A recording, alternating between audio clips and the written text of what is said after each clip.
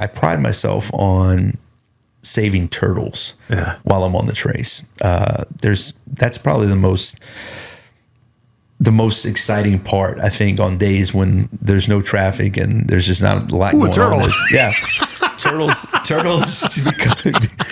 become my refuge of entertainment. Yeah. But they'll cross the road, you know, from one side to the other. And these are big turtles. Yeah. And I'm not sure what type of turtle. I mean, they're big. They're not little bitty turtles.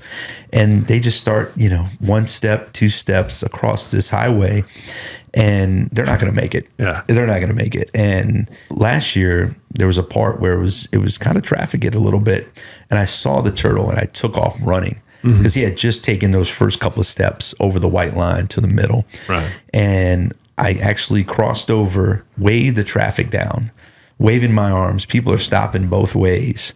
And I scooped him up, got him over to the other side. People were waving and honking. And there was actually a park ranger 2 cars back that came up. And he looked at me and he kind of mouthed, "Good job." He gave me the good job and kept on going. That's cool. From the business capital of the world, the Big Apple, New York's Middle Tennessee, it says here. Sounds riveting. It is. This is the Mostly Middle Tennessee Business Podcast, a podcast about Middle Tennessee business owners and professionals. Mostly. That's right. Thank you, Matt Wilson from the Mostly Marketing Podcast. Check his podcast out. I believe you can find it at just look up Mostly Marketing with Matt Wilson. He does a great job. He's an old radio guy like myself. This is the Mostly Middle Tennessee Business Podcast, where we talk to Middle Tennessee business owners and professionals, entrepreneurs, about the challenges, all the different things. We have good conversations that kind of meander.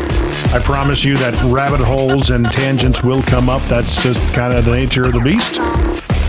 And today is no different. This is a video and audio podcast. You can check us out at mmtbp.com. That's mmtbp.com.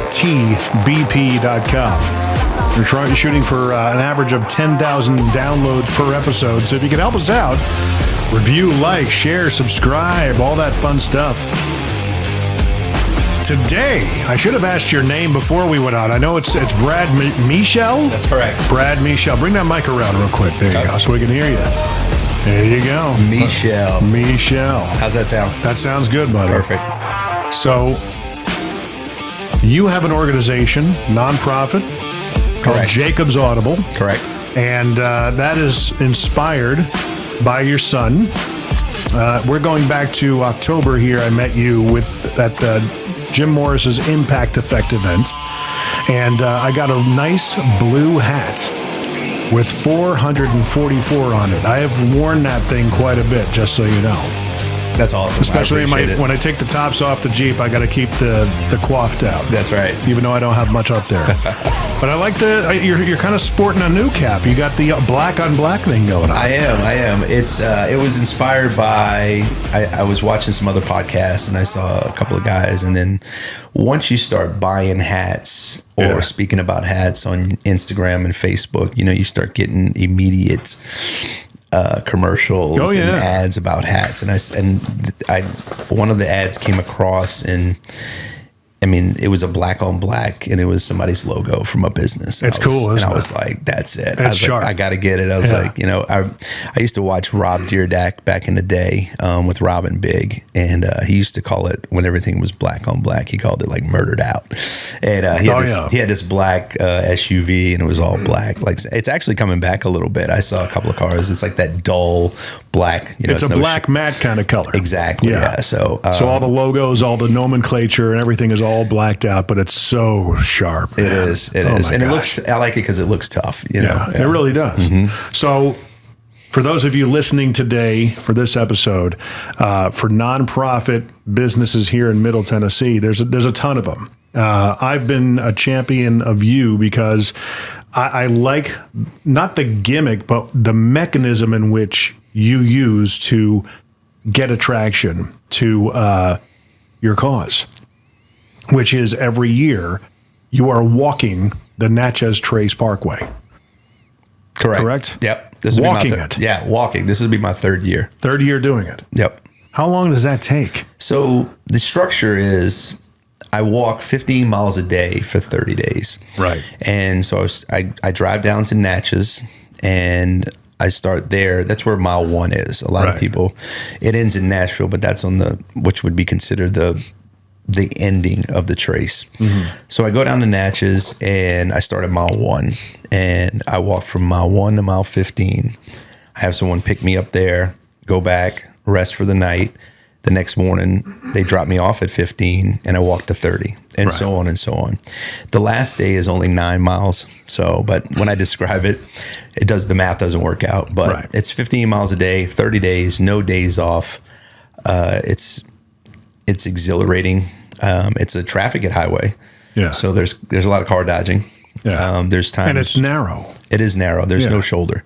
It's 2-lane highway, no shoulder, just enough to put the white paint on the side. Right. And it's missing in some areas. Uh-huh. And then it's usually like tall grass and maybe some weeds and things like that on the side. But I did notice when people asked me about the road, and so it's not a treadmill type walk. So when I walk 15 miles a day, I'm probably actually walking about 18 because I have to go 2 steps off, 2 steps back on as traffic comes by. Right. So it's not a straight line of 15 miles a day.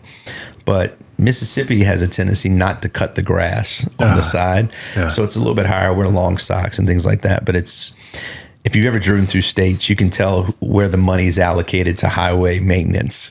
So as soon as you cross into Tennessee from Alabama, the road gets clean, the grass is cut, which makes it a nicer walk as I come home from there. It's funny because I took almost the entirety of the Natchez Trace coming home from the Woodlands one time, back when the I-40 bridge crossing in Memphis, crossing the river, they had shut it down because I think a boat hit it.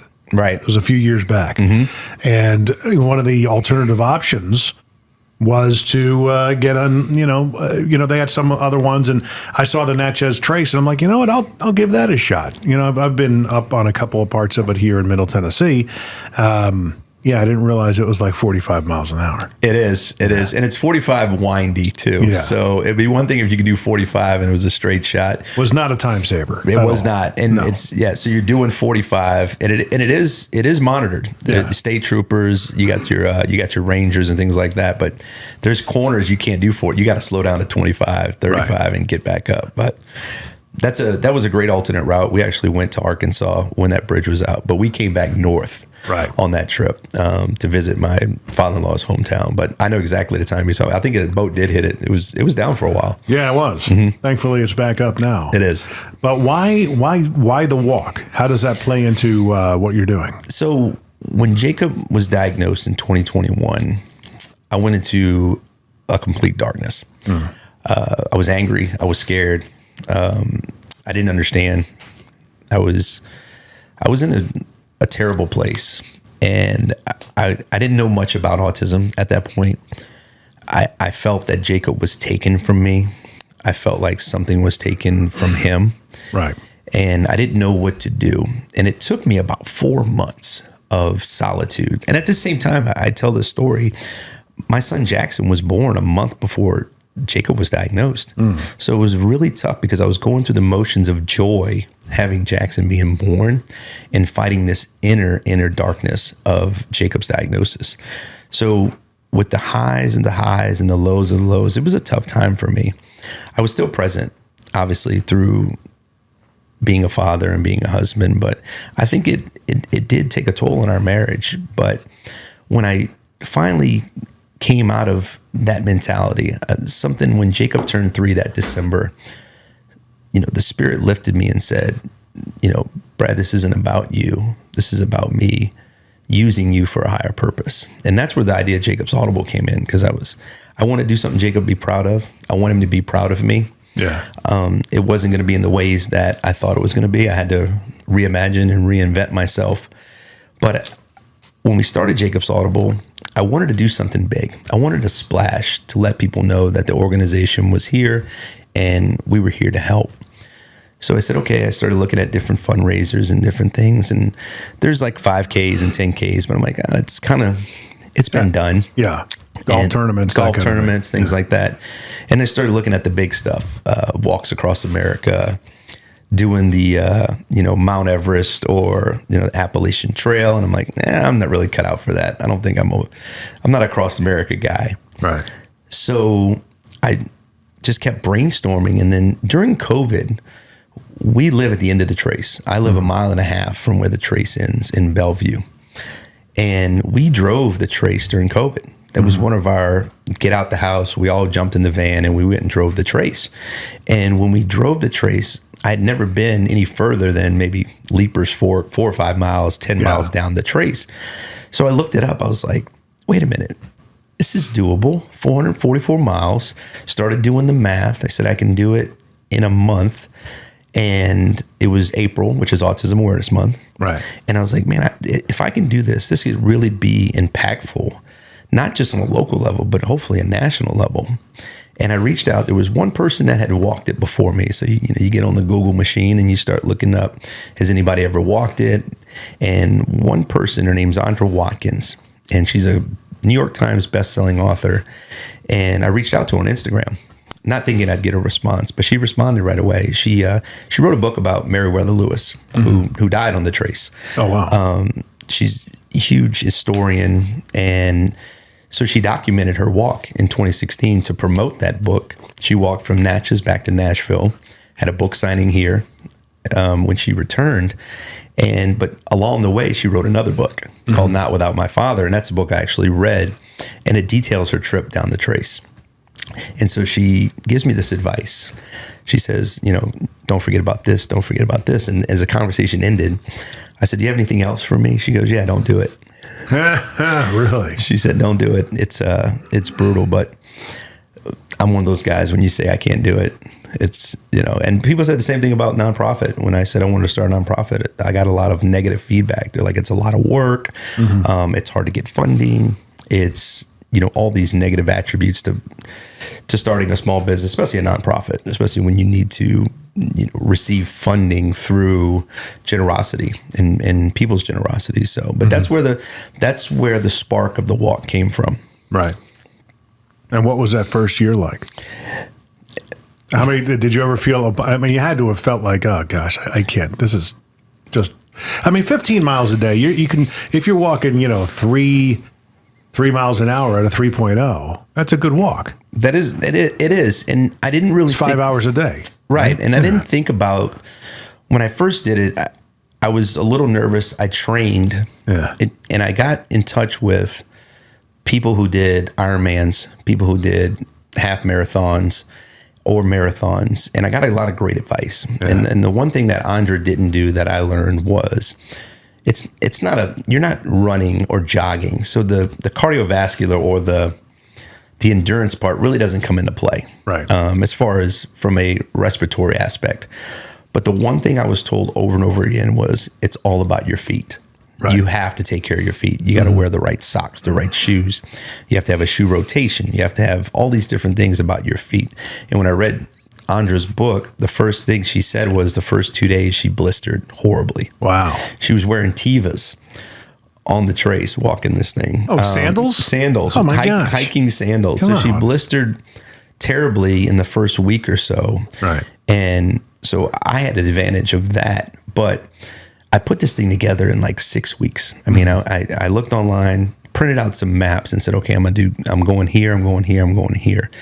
Had to look at lodging along the way because it's rural. I mean, there's Jackson, Mississippi there.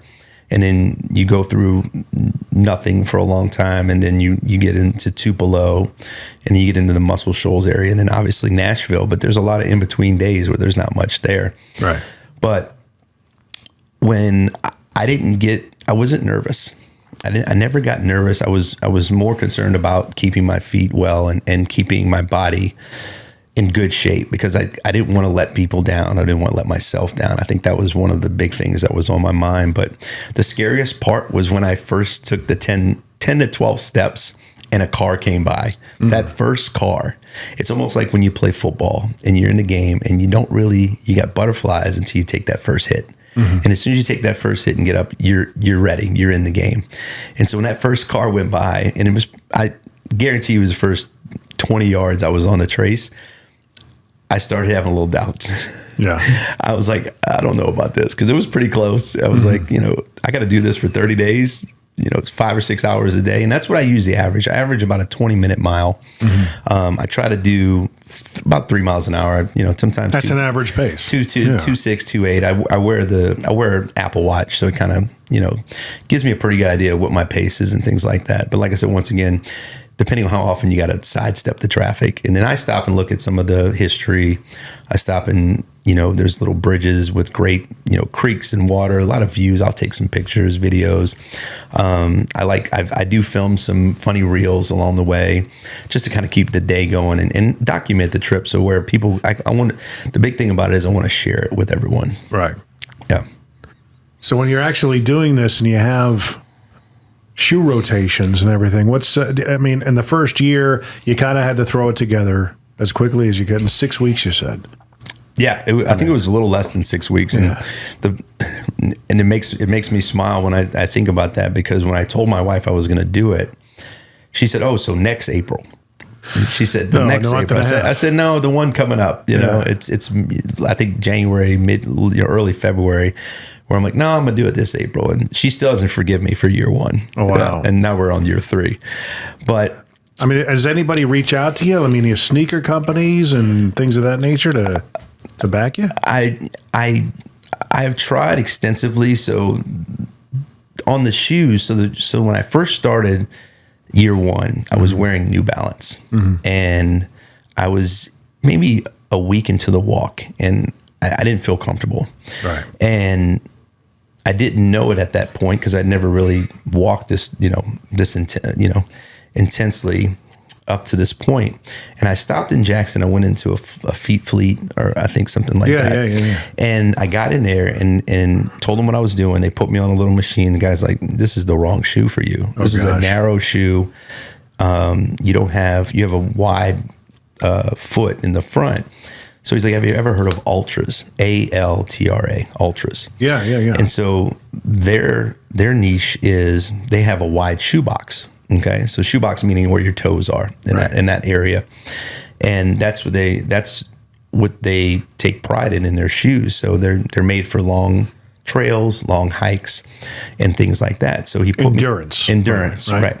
Yeah. But they have a great grip on the bottom. They make a trail shoe. They make a road trail shoe, different types of grips. And he put me in this shoe, and it was amazing. So I'd use those shoes till Tupelo, went to another place, got another pair. And ever since then, I'll never wear anything else. I'm an Ultra guy from this point on. But I reached out to him on Instagram. It's very hard to get to the company. I actually DM'd the owner, one of the owners. There's 2 owners. DM'd him, didn't receive anything back. I did get there's some regional marketing persons for Ultra, and she did reach back out to me last year. So I did get 2 free pairs from different stores. She's not allowed to give me just directly. Right. But she can get them from stores that'll sponsor me. So I did get that last year. So I got 2 new pairs last year, but it's something that I would love to do going forward, because I exclusively wear Ultra. So I'd love for someone from Ultra to step in and say, "Hey, listen, we'd love to, take on a full sponsorship." Well, you hear that, guys? He's talking right to you. If you're paying attention, I think it's a good opportunity. You're on the road for 30 days. I think it's a great idea. And you could be dressed up like a NASCAR. That's right. That's come across my mind. We talked about that. As this thing is in year 3 now, and obscurity is always the hardest. From any new business or any effort at all. It's a 5-year run at least. And that's what someone told me. I remember at the end of year 2, I didn't understand why the walk wasn't as big as I thought it was going to be. Right. I was like, "Oh, this thing's going to be all over the news. I'm going to be on Oprah.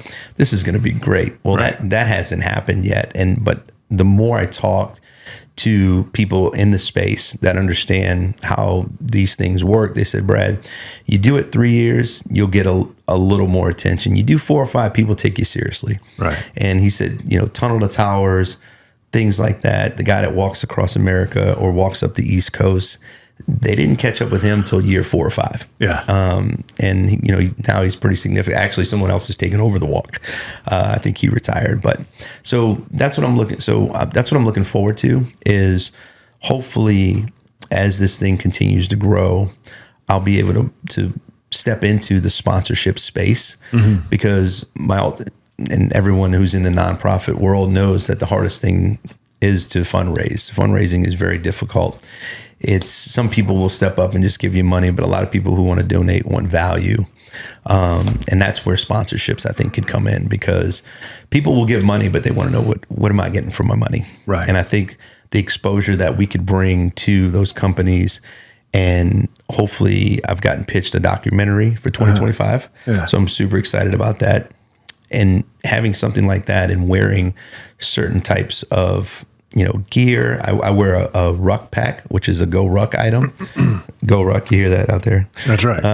Go Ruck. Go Ruck. Come on. I wear their backpack, and so I'm looking forward to maybe some of those opportunities in the future. Hey, Middle Tennessee electricians, handy women and men, and just those of you needing better commercial LED lighting solutions.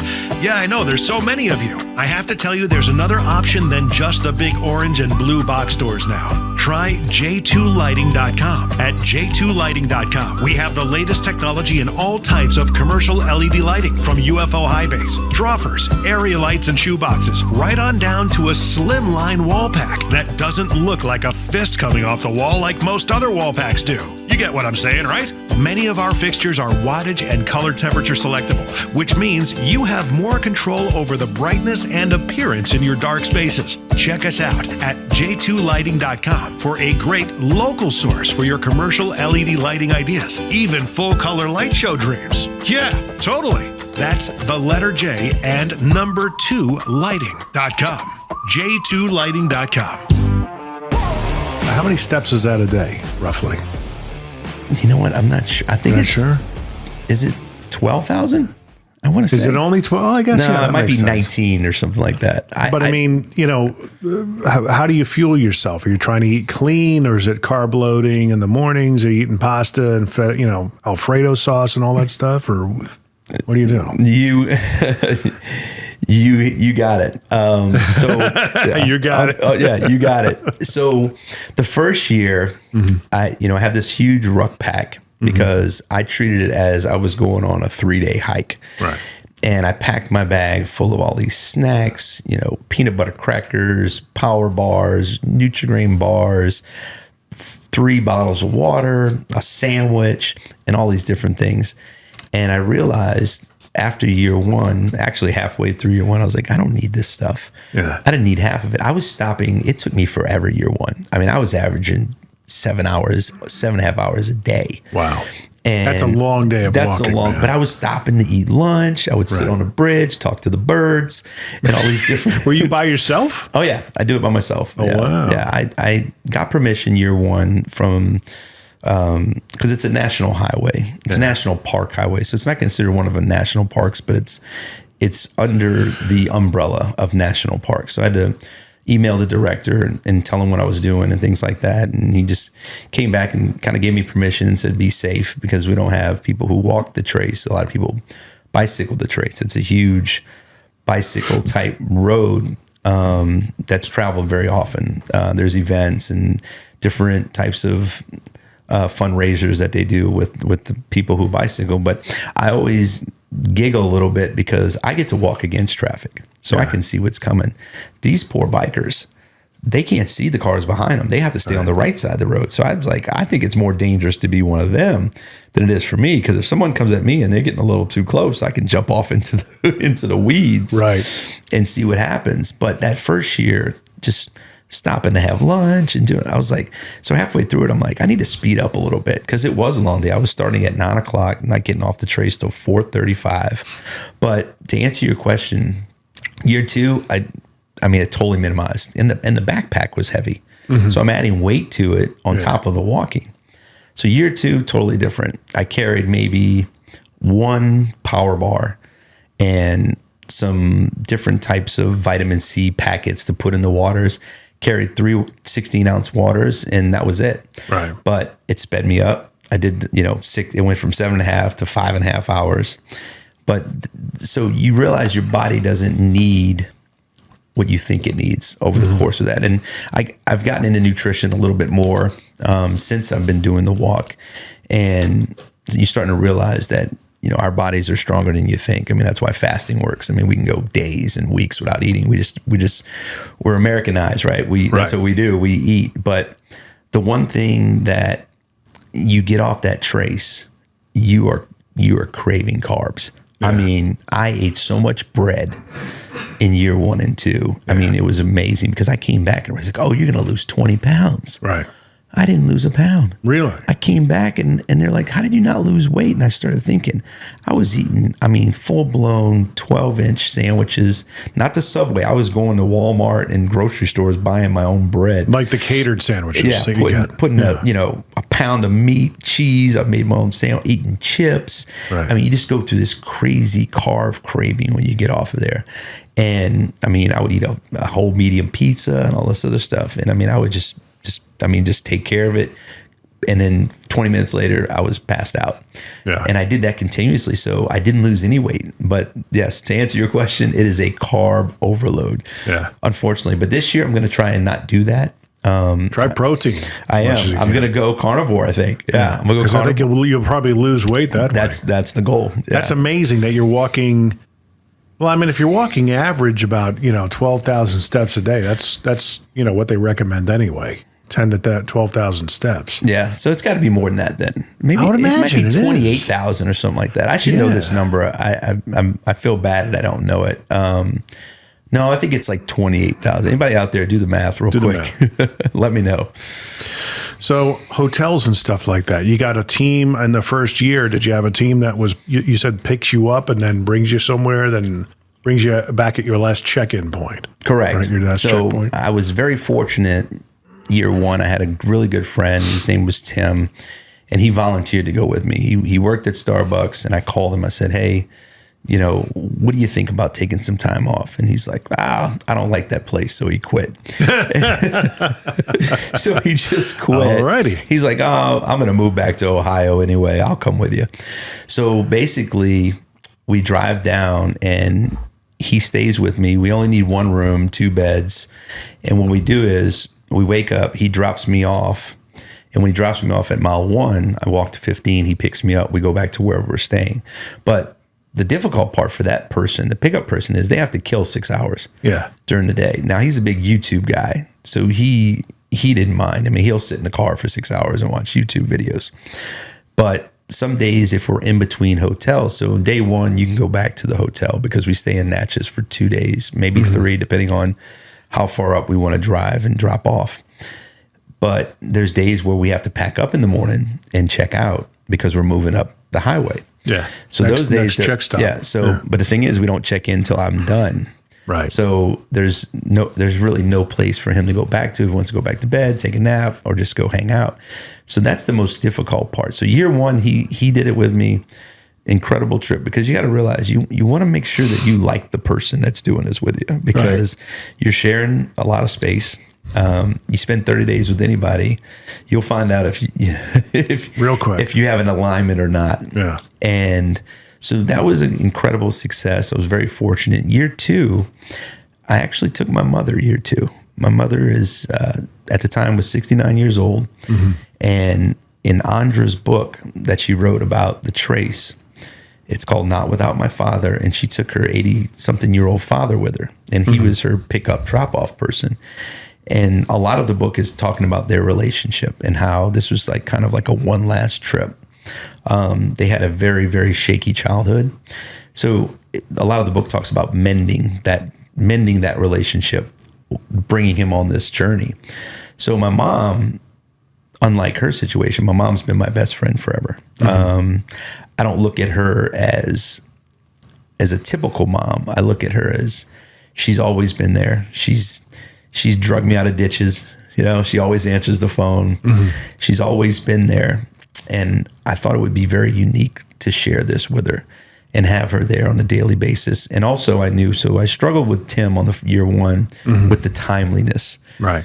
I had to drag him out of bed, and sometimes when I was done, he would be late picking me up, which is very frustrating because if you're done for the day, you're done. Yeah. I mean, I want you sitting at the mile marker with the hazards on waiting for me. Yeah. My mom is the total opposite. My mom is very efficient, and she gets up early. She's ready to go. And every day when I was done, she was there. She was always there. So that made that trip very, very unique on both parts, because my goal is to get better at preparing every single year. So the lodging works in different ways. Year one, we didn't have any really sponsors or anybody. I mean, we winged this thing.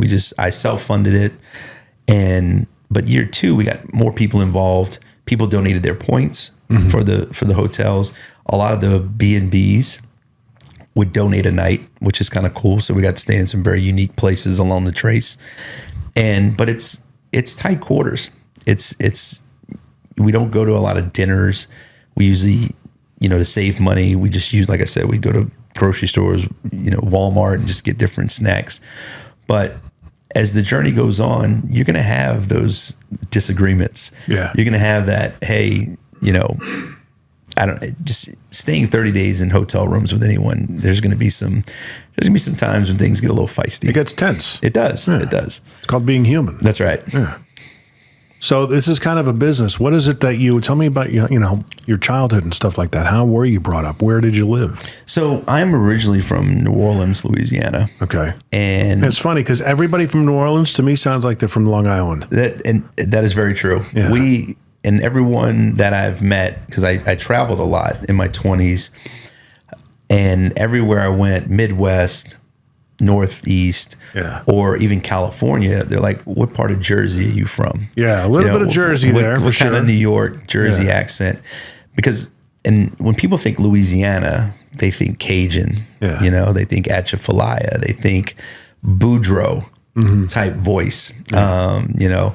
And like Princess and the Frog. Right, exactly. Yeah.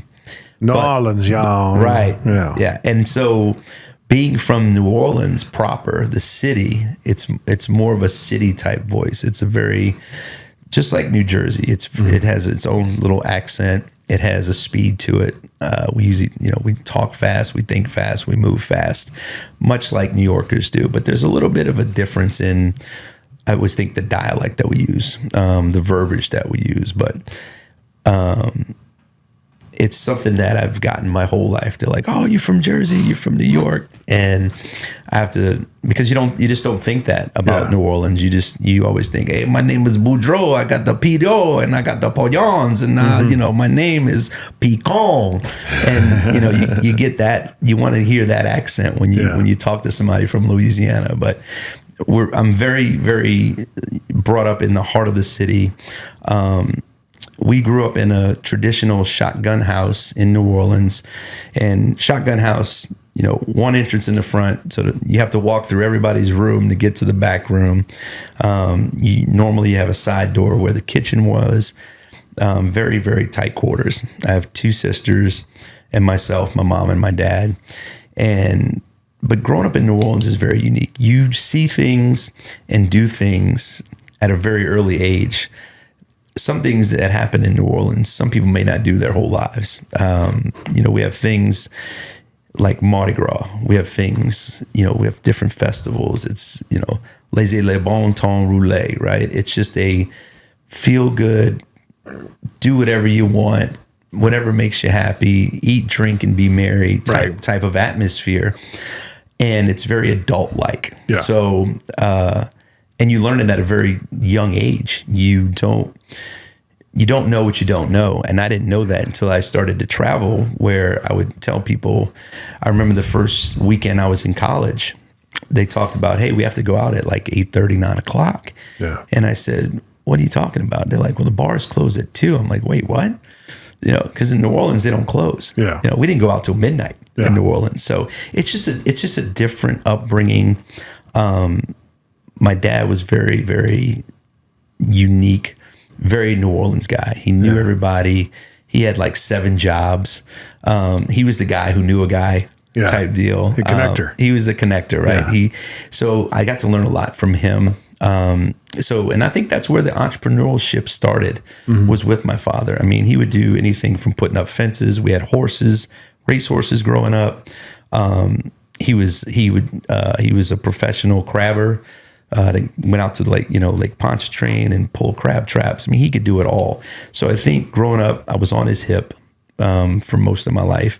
That's where I learned, I think, in the beginnings. And then I got into the restaurant business in New Orleans and the bar business. And that's when you really start to see that's part of like, not so much salesy personality, but entrepreneurial, like, because it's all about people.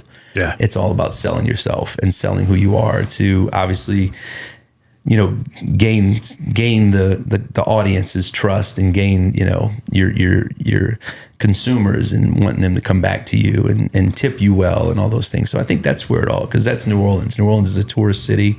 It relies on tourism. People love going down there because of the people. I've been through New Orleans. I have to do some work occasionally in Baton Rouge. And the first time I drove down there, I actually intentionally crossed the Lake Pontchartrain Causeway because I'm fascinated with architecture and bridges like that. We grew up with the Chesapeake Bay Bridge Tunnel on the East Coast, which I don't think is the longest bridge in the world, but the Pontchartrain Causeway is longer. Yeah. I think it's about 28 miles. 26, 28, something like that. Yeah. It's a marathon length. It is. Yeah. It is. It's something that's very unique because one of the Lent too, if you ever cross that thing in bad weather, it could get very scary. Now I think they've done something recently, but the original bridge didn't have elevated sections on the side, right? Really? So I mean, cars would go off that thing. They'd lose control and they would go right off the side. I think now recently, it's pretty shallow though, isn't it? In some places, that's what's unique about Lake Pontchartrain. So if you go to the middle, if you're in the outskirts of Lake Pontchartrain, it's very murky, very dirty. But if you go to the middle, it's a little more shallow and it's clear, for obvious reasons. Just the way the tide pushes it out and then how all the different things that I can't speak on. There's so many things that in that area, that whole ecosystem, that are just confounding. Yeah, because the Mississippi comes through, empties into the Gulf. And it, like you said, the ecosystem is incredible there. But that bridge is iconic. And then there's another street in New Orleans. It's called Elysian Fields, and my high school was right off of that street. But it's the only street I think in America, I wouldn't say in the world, that goes from a lake to a river. So it starts at Lake Pontchartrain and it goes all the way through the city and it ends at the Mississippi River. So I think it's the only street that can go from a lake to a river. Yeah. Whenever I go to Baton Rouge and I meet somebody new, I say, "Isn't that Old Man Riv over there?" And they're like, "What?" I say, "You don't call it that?" "No." Big Riv? No, we don't call it that at all. That's right. That's what I would call it. Yeah. If I lived here. Yeah. And Big River, yeah. And it's a big river, man. It is, and it's at the widest, it's at the widest section, because it's about to empty into the Gulf. But and I didn't know a lot of history about it until I got, you obviously have Louisiana history in high school, and when you grow up somewhere, you're so used to it, you really don't dig into the history of it, but when I started to travel in my 20s. You start going up to St. Louis, and then I think all the way up in Minnesota. That's where it starts. There's parts of the Mississippi you could walk across it or get across, jump across it, and so it's you certainly could swim in it because you probably don't want to swim in it to pass St. Louis. I would imagine. That's right, and it's spectacular as that part. But then you get to where the New Orleans section area is. It's wide, and it's got that swirling current. That's the thing too, man. You fall in that thing, you're gone. Because there's no swim. Nobody ever swims in that thing. No, you don't want to swim that thing. You ever watch Seinfeld? Remember the show Seinfeld? Absolutely. You remember when Kramer decided to take the Hudson River to work? He did. Yeah, he had all these people swimming the Hudson. Oh my gosh! But every time he came back, that's where I grew up around. What is that smell? Yeah, and it's like, dude, it's the Hudson River. Are you out of your mind? Yeah. It's like when the plane landed in the Hudson, that would be the worst part of it for me. I got to get in that. Yeah. That's a great movie too. Was that Tom Hanks, right? That was Tom Hanks. That's great. But to go back to that episode, I know it's kind of a tangent, but I pride myself on knowing every Seinfeld episode. But that's the one where Kramer gives Elaine the mattress. Oh, okay. Yeah, he's sleeping on the mattress after he's swimming in the Hudson, and he gives her that mattress, and it's some kind of special mattress, and he gives it to Elaine, and she goes to sleep in it the first night. She's like, "Oh my goodness, what is this smell?" But that episode is pretty epic. But as you know, just like the Mississippi, I mean, when you get to the mouth of the Mississippi, it's carried all the dirt and trash from the beginning, and it's coming into right into there, and it's obviously going to dump out into the Gulf very shortly. Right. That's similar with the Hudson River. As soon as it gets down to the Manhattan, it's you just don't want to even. Yeah, that part of the Gulf of Mexico is same thing. That shoreline Gulf of Mexico is murky and it's muddy and it's dirty, but you go about 100 miles out the Gulf, it's clear. It's beautiful. But it's awesome. That's how far you got to go out to get. That's where the fishing is out that way. Right. Yeah, you got to get away where the fish could actually breathe and live a little bit further out. You got to wonder if like those rivers ever emptied the stuff that they would find. Oh, did you hear about like Lake Mead? Remember in the past couple of years, it got down to... Is that the Vegas? Vegas. Because I lived out there as well. Yeah. And all of a sudden, like, I guess, all of the New York crime families were getting a little nervous. Maybe the Chicago crime families were getting nervous too, because Lake Mead started getting down to some of its lowest levels in its history, before it filled up. And they were finding like barrels with bodies in them. Oh, I bet. And all sorts of stuff. Yeah. And it was like, oh my gosh, Yeah, I can only imagine. I'm sure the same thing. I'm sure that Mississippi water has got because like I said, once it hides so many secrets. That part of the Mississippi, like I said, you could see the swirls that go in there. So if you dump somebody, it's gone. You'll never see it again. But it's not like, akin to the Tom Sawyer era. Not at all. Not at all. And then to go on a little bit of history of the Natchez Trace. It was used as a mail route at some point, but the beginnings of it was people would float their supplies down the river, down the Mississippi, and they would sell them at the ports. And they used the Natchez Trace to walk back home.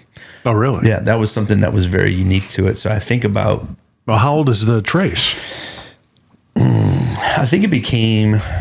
So you figure Lewis and Clark era, 1800s. Yeah. I assume 1800s, but it became like a national highway in 1906. Okay. I'm not... Don't quote me on that, but I think I'm close. It reminded me, like, because I grew up in the Northeast, and there's a lot of parkways that were designed for horse and buggy and even early stage automobiles when they first started coming out. The Sawmill River Parkway in Westchester County that comes off of 684, and it'll bring you down into Yonkers, and it eventually turns into the Henry Hudson that brings you down the west side of Manhattan. And that is like it's a fun road if you have the right car. Right. Because it's hilly, it's curvy and everything. But yeah, you don't want to be walking on that thing. No. Because there is the speed limit on there is like 70 miles an hour. Yeah. And that's what's unique about the Trace is, so as you're walking down the paved highway, because I think Andrew Jackson made it official mail route. I think it dates back to where Andrew Jackson era. But the Trace, the paved part, isn't the original path. Yeah. So as you're traveling the Trace, you'll see these little signs that say Old Trace, Old Trace, and you look, and it's actually just a footed pathway that you could take. People take the Old Trace, and it's just you walking as they would have walked. How far off the paved part does it take you? It depends, because it kind of zigzags throughout the, from south to north. There's different areas that you can go through.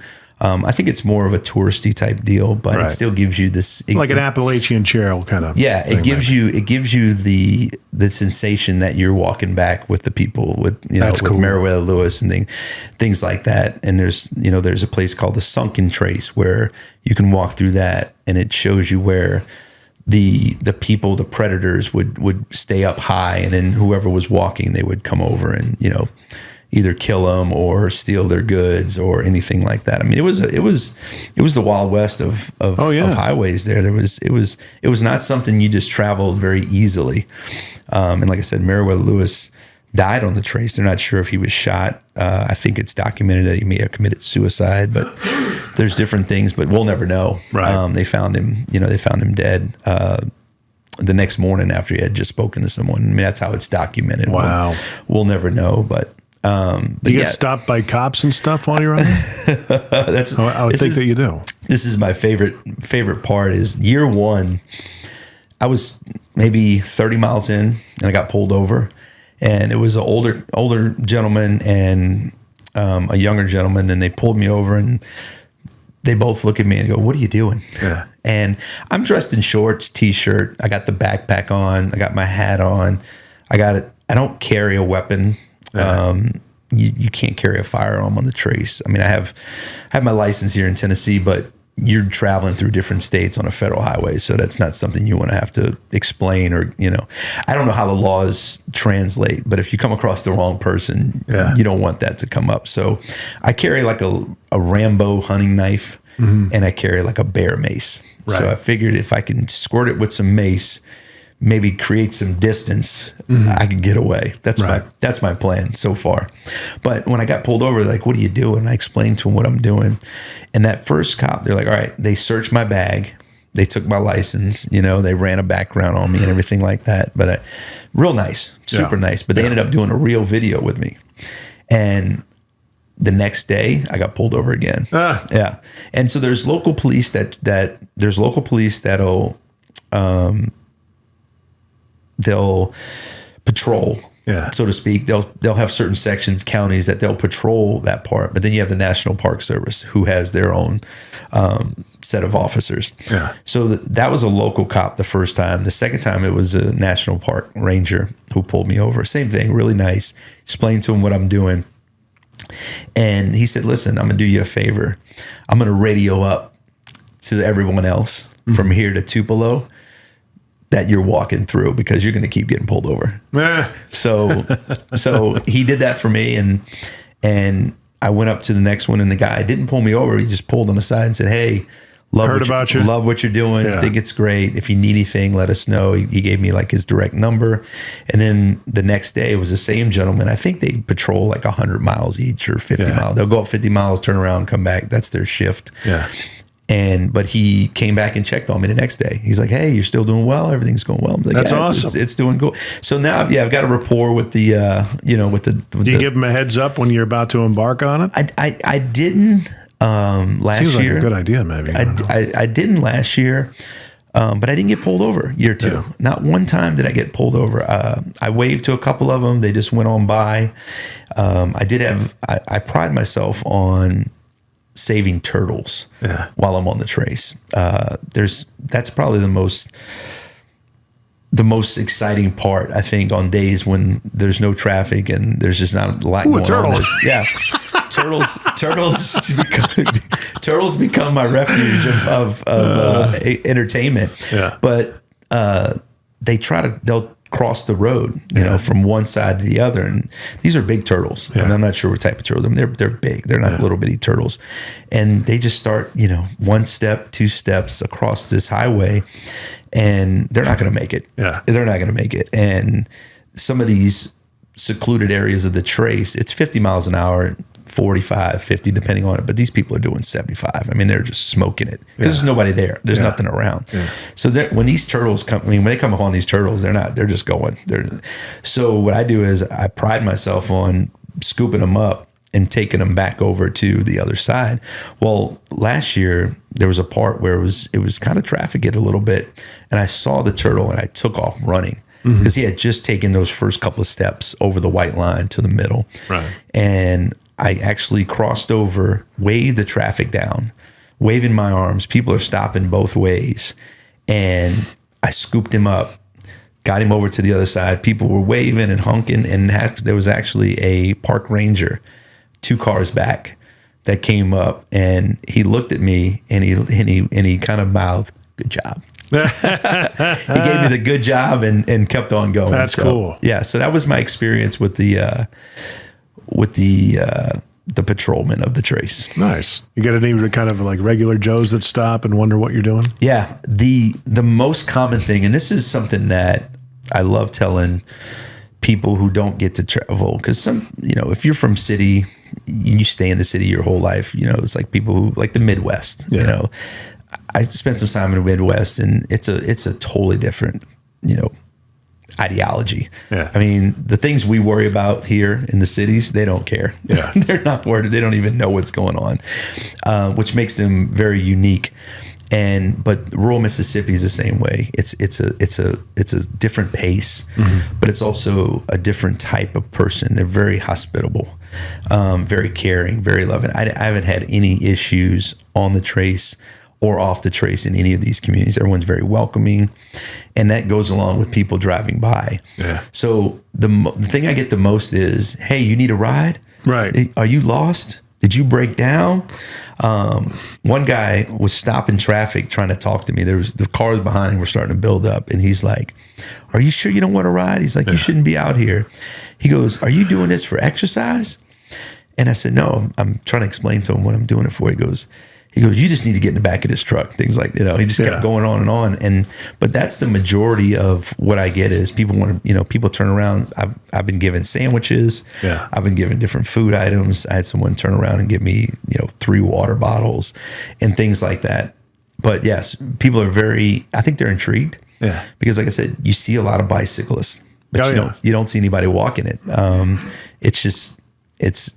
I don't think it's something that people would understand to do, right? And that's what makes this thing so unique. And that's kind of why I love doing it, is because when I first started it, I wanted to be unique. I wanted something to kind of stand out. I think anybody in business that's trying to build a brand or build any kind of element of marketing to bring their brand and their organization to life, you have to have your own uniqueness. You have to be different. You have to stand out. And I think that's what Walking the Trace does.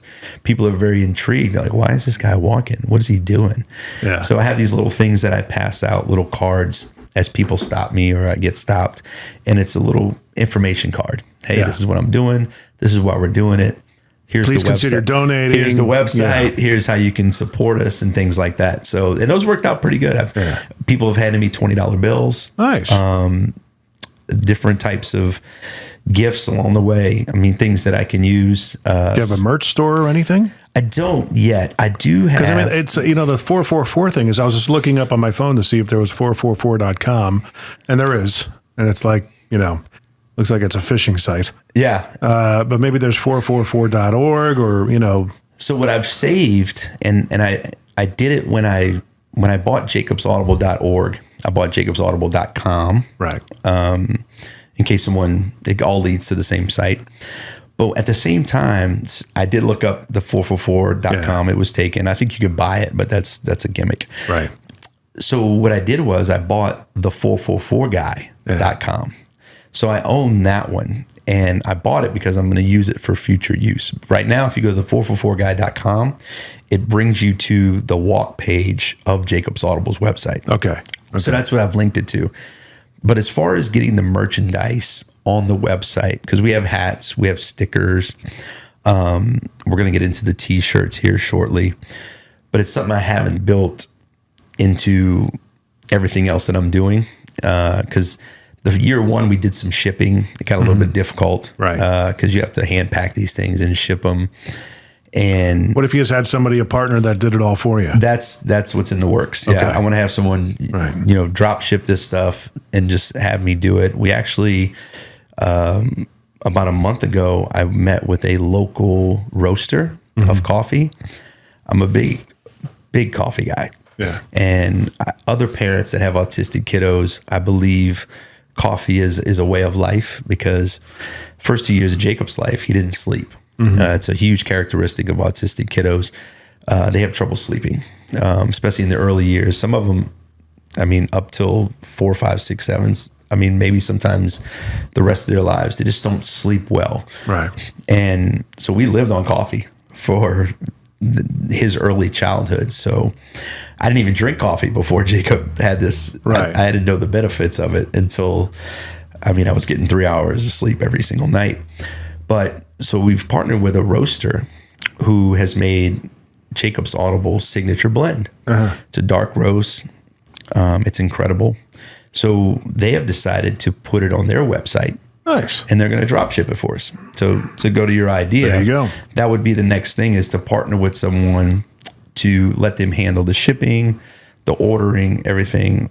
And we would just, get cut a check, so to speak, quarterly, and use those proceeds to, fund our programming and our mission. Nice. Well, very cool. So, I mean, getting into the benefit of all of this, how much of it has it generated, and how does it benefit autistic families and children?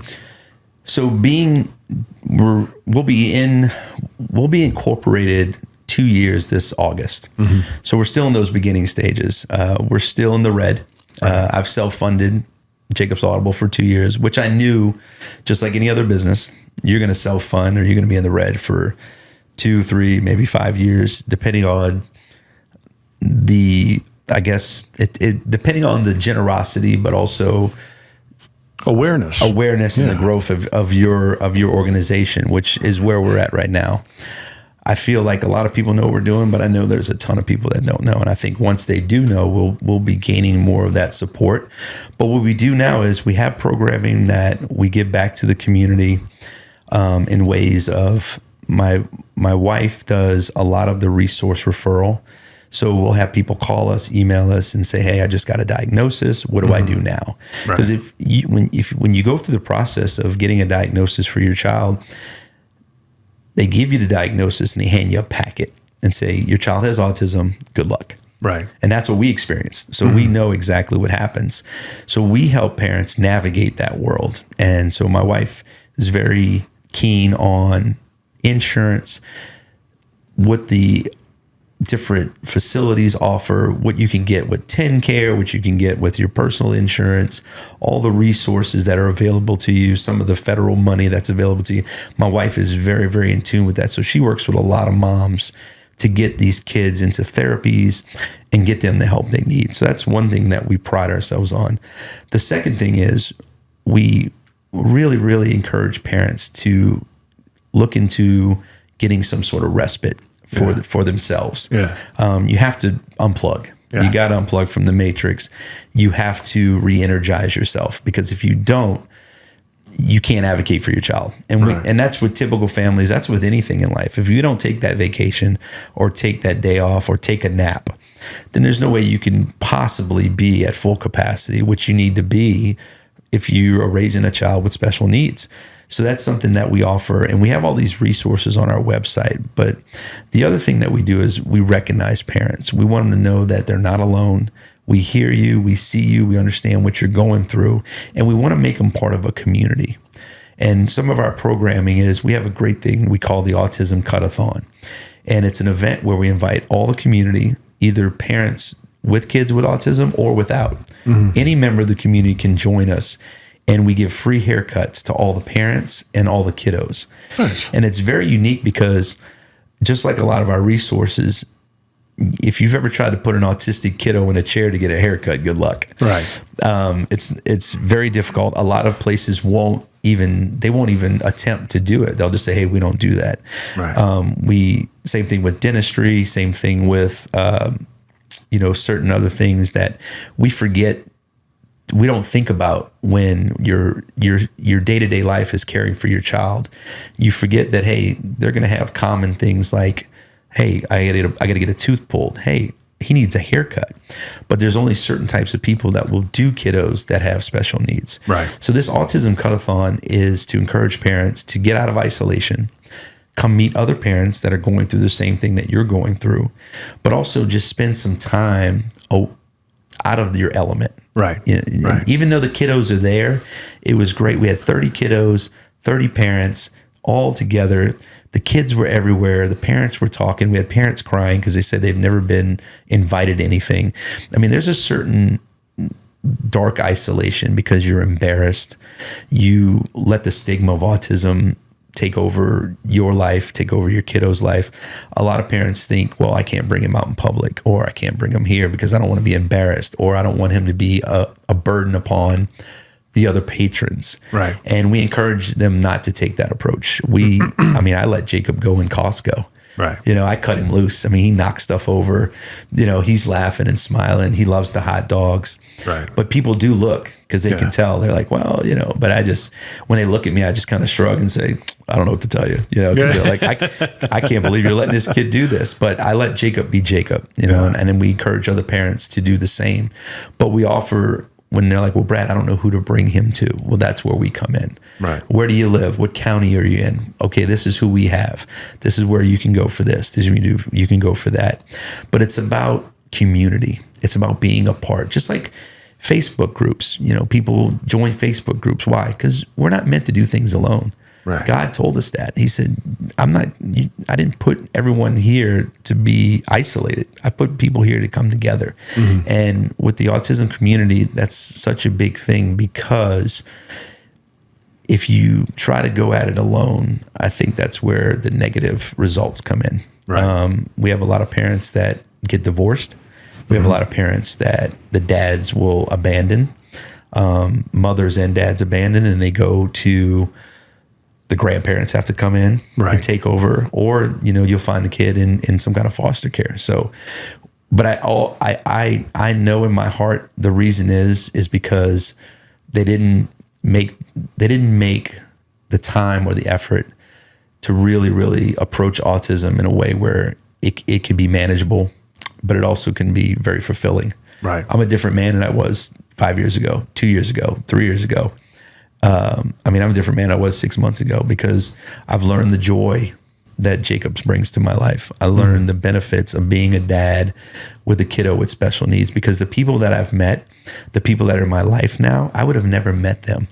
I would have not known. I wouldn't be sitting here with you and enjoying this fellowship if Jacob wasn't autistic. And that's the way I look at it. And that's, our tagline with Jacob's Audible is changing the play on autism. Mm-hmm. And what that means is we need to change the way we look at it. We need to change our approach. Yeah. The stigma of autism, it's a scary word.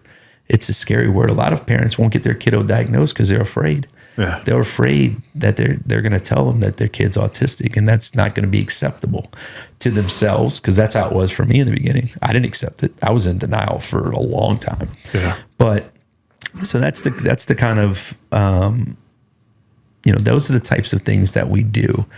And we want people to understand that there is people out there that are willing to help you.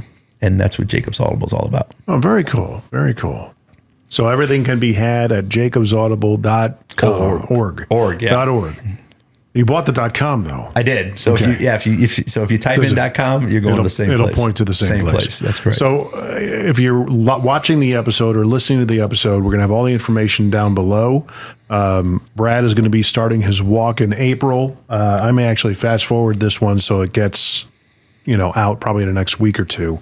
To make sure that we get some awareness about it and, hopefully some donations going for you. Absolutely. Yeah. So, and there's several places. And if I can mention real quickly. Yeah. So this year I've gotten a lot of people that have asked me in the past, can we come walk with you? Yeah. So we actually have a virtual walk that we've started. The link is on the website. If you go to jacobsaudible.org and click on 444 walk, the link to join me virtually is on there. So it's Charity Footprints is the platform we use. You connect your Fitbit, your Apple Watch, or anything like that, and you get to walk along the trace virtually with me. There's a map there. You can watch your little icon. You can watch me as I go up the trace. Oh, wow. So, and it's something you can, motivate yourself to get in shape, exercise that month. And that's a great way to donate and share with us. And we also have, the coffee is going to be online. The hats, I do hand deliver the hats. Right. But if someone reaches out to me via email and lives in, let's say, San Diego, I will send that hat out to you. So we're going to put the different colors and different styles on the website here shortly as we warm up to the beginning of the walk, because the hats they're usually a big hit. Yeah. And I wear it's them. the big blue hat. It's the big blue hat. Yeah. And we use it as an advertising piece because people stop you and say, what is that? Well, it's my buddy that walks the trace. You need to check it out. What is he doing? And things like that. Yeah. But I would encourage everybody to go to the website, check out what we're doing. And obviously all the support is 100% appreciated, because we would like Jacobs Auto to become a bigger organization, but to grow, we're going to need the funding and the support and the generosity of others. Well, you heard the man. Go there now, check it out, jacobsaudible.org or .com, whichever your preference, and make sure that you, what's as little as what helps? Is it a monthly thing, one-time donation? I guess they can do whatever they want, right? Absolutely, yeah. There's options on there. There's no minimum. I don't believe that. I don't believe in that. Mm-hmm. I believe if you're able to give $1, give $1. Right. If you're able to give $5, give $5. Because what is it that you're needing though? I mean, put it out. Let's put it out there. What is it that you actually, to get you in the black? What does it take? So our programming right now for 2024 is about $12,000. Okay. So it's not a lot. Right. It's not a lot, and that goes for our local events that we sponsor. And that's also, I guess, operational costs, because we do have a brick and mortar where we can invite parents in to come in and talk to us personally. So we do have expenses on a monthly basis, but a lot of our money does go to programming and things like that. So when we do the haircuts, some businesses will donate their time, or if we do food trucks or we do anything like that, but we still pay the vendors. Like the lady who does the haircuts, I mean, she takes a whole Saturday off to do this for us, so we pay her to compensate her for her time. So, but this year's programming is about $12,000. I spend about $8,000 on the trip. Mm-hmm. So all in all for 2024, it's about $20,000. Okay, would cover the year of cost completely. Well, there we go. Go there, check it out. jacobsaudible.com.org. I think we can probably get you over that edge this year. I hope so. I hope so. Have you gotten close in the last couple of years? We've managed to cover the cost of the walk, which is great. Right. Because once again, that's something that in the past I know that might be something that I have to support. Right. It'll be interesting this year because the first time I heard of you was at that event, so you got exposed to a lot of people. I did, and now you're coming fresh off of a TV appearance. Was that live? That was live. It's a live show here in Nashville. It's called Local on the 2, and they do it live at 2:00, and it's from 2 to 3, and there's no mistakes or there's no editing. It's all live. It was all live. But the one thing that, and that's why I love coming on your show, because you allow me to you can pontificate. Yeah, you allow me to ramble. It's a 4-minute segment, and tough to get it in. You got to be quick. Yeah, but I'm starting to get more and more of these opportunities, and I think the ultimate goal is with the walk, because that's my uniqueness. That's my pathway to bring attention to Jacobs Audible. Is there will be that one big break of someone's going to hear our story. Someone's going to hear what we're doing. Like my goals, I want to go on Joe Rogan. Yeah. I want to go on Oprah, or something like that. Yeah. And really have something and an opportunity like that to break through. And I think once we do, I think Jacobs Audible will be, there's no limit to what we can do, because I'd love to do something every couple of weeks.